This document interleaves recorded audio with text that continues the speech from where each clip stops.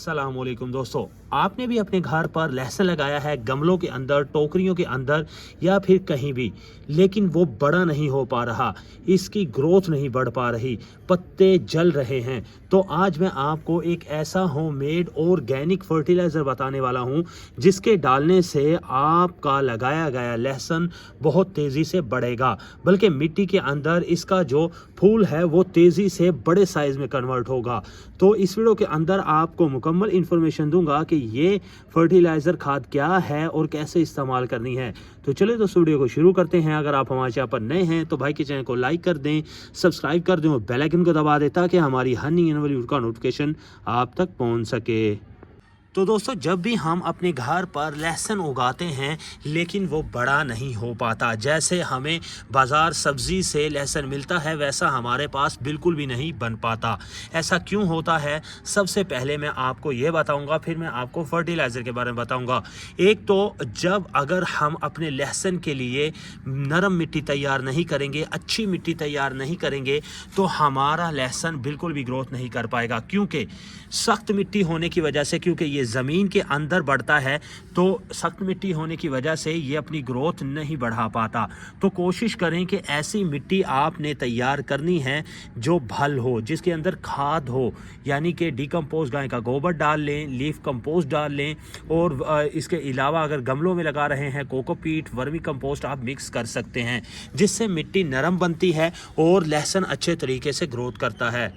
इसके अलावा अगर हम बिल्कुल छोटे से गमले के अंदर लहसुन लगा देते हैं तो हमारा लहसुन बिल्कुल भी ग्रोथ को नहीं बढ़ा पाता, क्योंकि स्पेस ही इतनी थोड़ी सी होती है कि लहसुन का साइज़ इंक्रीज़ नहीं हो पाता। तो कोशिश करें कि सरफेस एरिया बड़ा होना चाहिए जहां भी आप लहसुन लगा रहे हैं, चाहे गमले की जो डेप्थ है वो कम हो, लेकिन जितना ज़्यादा सरफेस एरिया होगा, जितना ज़्यादा इसे आप फैला कर लगाएंगे, उतना तेज़ी से ये ग्रोथ करेगा। दूसरा, कोशिश करें कि लहसुन को आपने कम से कम फासला आपने 2 से 3 इंच का लाजमी रखना है, क्योंकि अगर आप इसे साथ साथ लगा देंगे तो ये ग्रोथ नहीं बढ़ा पाएगा, नीचे इसका जो बल्ब है वो बिल्कुल नहीं बन पाएगा।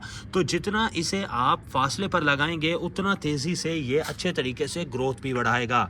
इसके बाद एक अहम काम जो हम नहीं करते, जब भी आप लहसुन लगाते हैं और ये तकरीबन 5 से 6 इंच का हो जाता है, तो कोशिश करें कि आप इसकी गुडाई लाजमी करें। गोडी जो है वो बहुत अहम चीज़ है लहसुन के लिए। तो इस तरीके से आपने इसकी गोडी करनी है कि ऊपर से तकरीबन 1-1 इंच के करीब मिट्टी जो है वो अच्छे तरीके से आप नरम कर लें, क्योंकि जब आप गोडी करते हैं तो आपका लगाया गया लहसुन अच्छे तरीके से ग्रोथ करता है, मिट्टी में नमी आती है, मिट्टी के अंदर ऑक्सीजन जाती है, सूरज की रोशनी जाती है। तो तकरीबन आप 7 से 8 दिन के अंदर एक दफ़ा इसकी गोडी कर दें, जिससे आप देखेंगे कि आपका लगाया गया लहसुन तेज़ी से बड़ा होगा। तो अब बात कर लेते हैं इस फर्टिलाइज़र के बारे में। ये क्या है? ये आपको जो मेरे हाथ में चीज़ नज़र आ रही है, ये है लकड़ी की राख, जो कि आम विंटर सीज़न में आसानी से ये मिल जाती है। लकड़ी की राख जो है, अगर आप लहसुन के ऊपर, ना सिर्फ लहसुन के ऊपर बल्कि किसी भी पौधे पर अप्लाई करें, ये बहुत अच्छी खाद है हमारे पौधों के लिए। अब इसके अंदर पोटाशियम मौजूद है जो कि लहसुन के साइज़ को इंक्रीज़ करता है। अगर आप कहीं गांव देहात में जाएंगे, आप देखेंगे कि किसान भी इस लकड़ी की राख को लहसुन के ऊपर इस्तेमाल करते हैं।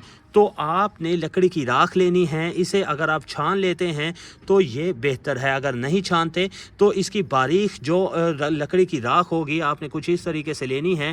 गोडी करने के बाद इसे इस तरीके से पूरे सरफेस एरिया पर आपने स्प्रिंकल कर देना है।